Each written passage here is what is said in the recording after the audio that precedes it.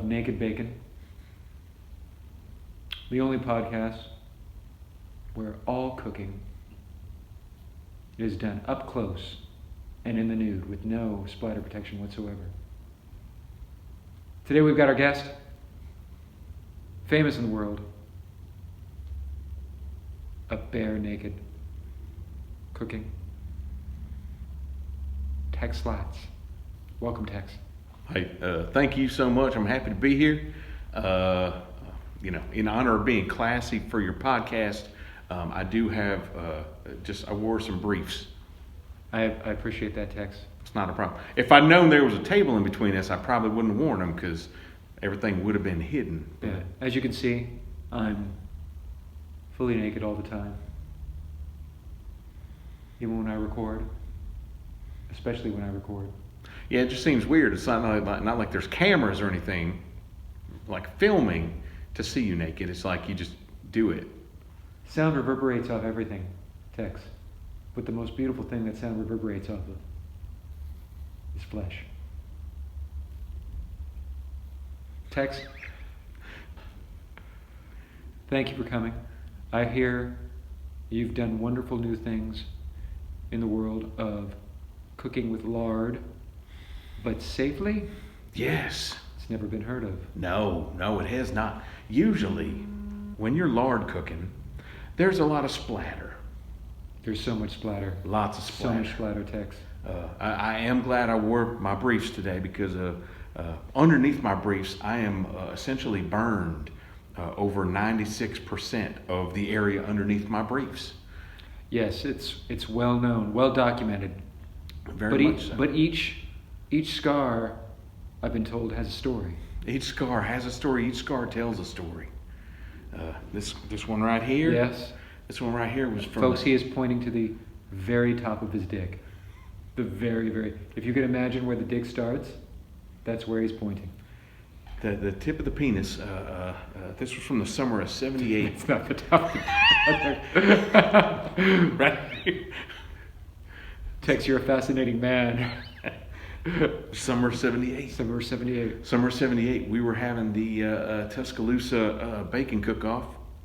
One of the hottest bake-offs ever. Man, oh man. It was an Indian summer. It was dreadful.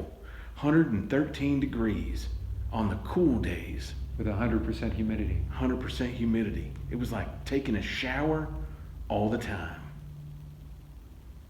So I'm cooking the bacon.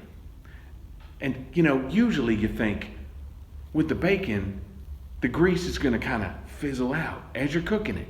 As you cook it, yes. Of course. So you don't need any extra in there. You start off hot. Start off hot. Hot and far. Hot and far. And it gets cool and close. Cool and close. And that's how you usually do it. I was a novice. I was a rookie. Explain to these dum-dums what novice means. Well, novice means I was brand new. I had just started in the naked cooking world, and I wasn't as experienced as I am now. So, everybody get that? Okay. I'm sorry to interrupt, Tex. Go no, on. that's all right. That's all right. Long story short, bacon was cooking. I threw lard in there. You add lard, bacon grease, and the 100% humidity in the air.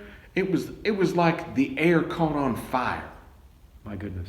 It's never good when the air catches on fire. No. And you're completely naked. It's dreadful. It's dreadful. I used to be a very hairy gentleman as well. I knew this. No longer. You were one of those, whenever they'd show pictures of Ripley's Believe It or Not, of the werewolf men from Mexico. That was you and your family. That's where we were from originally, from Werewolfia, Mexico. Yeah. I was disowned by my family after that. No more circus time for you. No more. My career in the circus was over, and my career in naked cooking had begun. Had begun. But amazingly enough, it just because my entire rest of the body was covered with hair, all it did was singed off all the hair except for right there, the tip of the penis. No hair there. And that was normally the hairiest area. Well, no. That was the one area that I never grew hair. Oh. Just the tip. Just the tip. Just the tip. Just the tip. Bald as a baby's bottom. But not the babies from your family. Not the babies from my family. The babies in my family are very hairy. Very hairy. Like little rats. Yes. When they, like hairy rats. Yes. Not hairless rats. Not hairless. No. Not hairless. But your career took off soon after. It did. It did. And you went on from Tuscaloosa to the Akron Championships. The Akron, 82. Oh, 82 Akron Championships. Wow. That was some... so many died. Oh. So many died. Oh, the great souffle accidents. Oh, my goodness. You had hired the Hells Angels to keep watch over everybody. And then somebody pulled out a cheese grater that probably shouldn't have. And things went south quick. Things went very south very quick. I don't know what fueled the rage of the Hells Angels, whether it was the baking, probably the cocaine, the cheese grating, the nakedness, and the Jack Daniels. Yeah, probably the Jack Daniels. It could have been that combination of all of those, but they just had a blood rage to them. Blood rage. Blood rage. Blood rage, which is the name of your new book, Cooking with Blood Rage. It's on the stands now, $29.95 at Walden Books. I am available for signings as well. I prefer to do them personally, so I'd rather come to your house to sign the book. You insist on it, I believe. I do. You have to pay for the plane ticket, though. But he's already here, and one lucky fan has this book right now underneath their chair. And that person gets to ask a question. Ma'am, would you like to ask a question? Yeah, I'll ask a question. Tex? Yes. What's your sign? You know, back before I got into the cooking, back when we were in the circus. I apologize for the stupid question, Tex. That's okay. This audience is a bunch of dum-dums. Look, you know, my mama used to say, there's no stupid questions, there's only stupid people. She'd say that with direct eye contact every time. You write about it in the book. That's part of your foreword. It was. She would. That would be our prayer at night. There's no stupid questions. There's only. Can we see what that would look like at this table? Show me. Walk me through the preparation of your mother's prayer at night.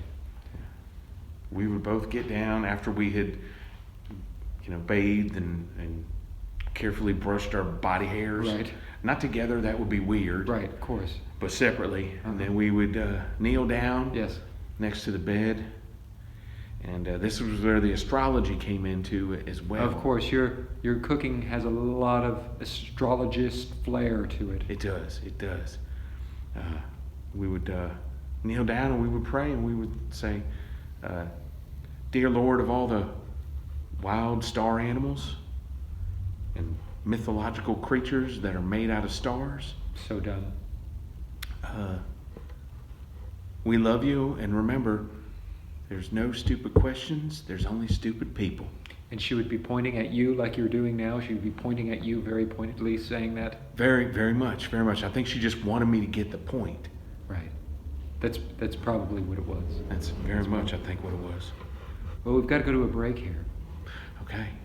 We've got a sponsor. Ladies and gentlemen, everybody knows what our famous sponsor, our most famous sponsor is. Joe's Automotive and Knee Surgical Repair. Joe's Automotive and Knee Surgical Repair. Janser. Ladies and gentlemen, if your car is a piece of shit and you haven't taken care of your body, go to Joe's Automotive and Knee Surgical Repair. He'll treat you right. He'll fix that joint and then probably light up a joint as he fucks you over regarding the cost of your car. But because you're such a dum-dum and never took shop, never bothered to learn anything about your car, you're seriously going to get fucked over at Joe's Automotive and Knee Surgery Repair. If only it weren't for the fact that his knee surgery repair is so very good. And we're back. Has Joe ever heard you do? I was reading from copy. Oh, okay. Yes. Did you write that yourself? No, that was from Joe. Joe wrote that. Joe's a very special person. Okay, He's a very special person in my life. I actually went to Joe for my left knee, which works great now. Right. Great now. My car. How's your Hyundai Civic? My Hyundai Civic exploded as I drove it off the lot there. That checks out. He charged you to tow it back, didn't he? He did. Yeah. Unfortunately, I'd hurt my right knee in the explosion. But immediate repair. Yep. Took care of that like. And fair price. Boom. Fair price. My goodness. Fair price. Incredible. Yeah. Incredible. But now I walk everywhere I go. Sure. Because I can and because I have to. You're right. That's right. That's right. See, Joe, auto and knee surgical repair, reducing the carbon footprint, one dum-dum at a time.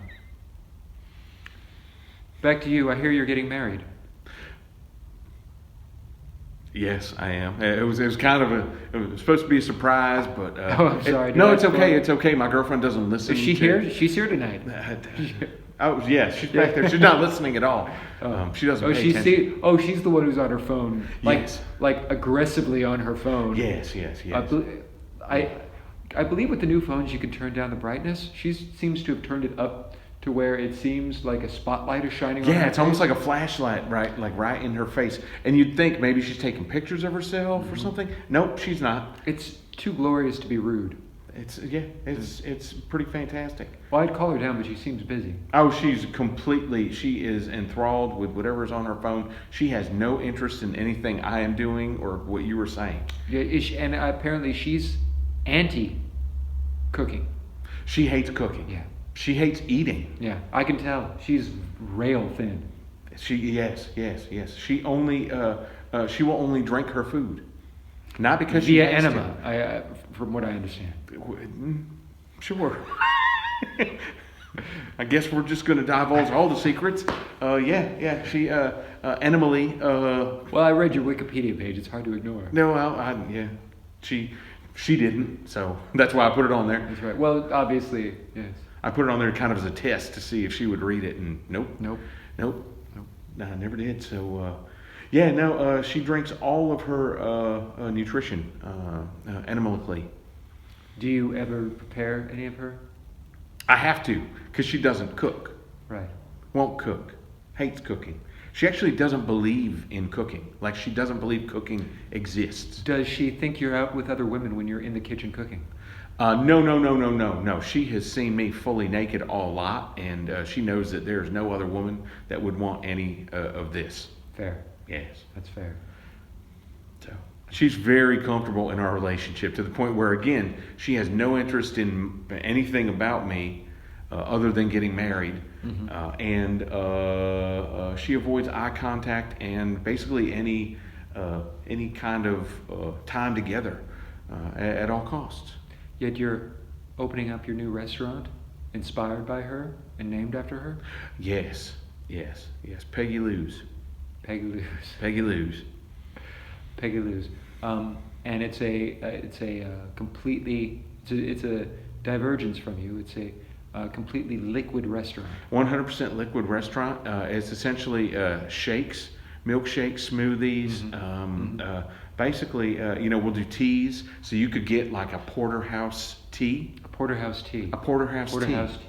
Yeah. Porterhouse. And please describe to these dum-dums what a porterhouse is. Oh, porterhouse is it's a cut of steak. It's very grizzly. A lot of fat, but it's very juicy. Very juicy. So what we would do is we would steep the porterhouse in hot water. Just to get that juice and liquid and flavor of the steak, plus all the seasonings, the garlic butter and the salt and the pepper, some mushrooms. We would grind up the mushrooms and liquefy them, add them to the tea. Fantastic. You can get it with the baked potato. It's smoothie. Yes, because it's fantastic. Because we add in the chives, the bacon bits, The sour cream. chives act as a boba type. They do, yes. We boba-fied the chives. The chives are boba-fied. So you do get that little bit of texture of a bubble in there. It's almost like drinking. It's almost like sometimes when the rice doesn't completely liquefy, when we make the rice yogurts, when it doesn't liquefy completely and you start to choke on that one little piece of rice. It's almost like that. And isn't it all about the texture, Tex? That is. Speaking of secrets, Tex is actually short. My first name is really Texture. Texture Flats. Texture Slats. Texture Flats Slats. Yeah. You've been a wonderful guest, Tex. I really appreciate it. I hope you come back. Thank you. I appreciate it. Especially after the marriage ends. It'll be very soon. All right. That's enough for us. Thank you, everybody, for joining us. We will not be back. Hope you learned something. We really tried to spell it out for you, dum-dums. And good night.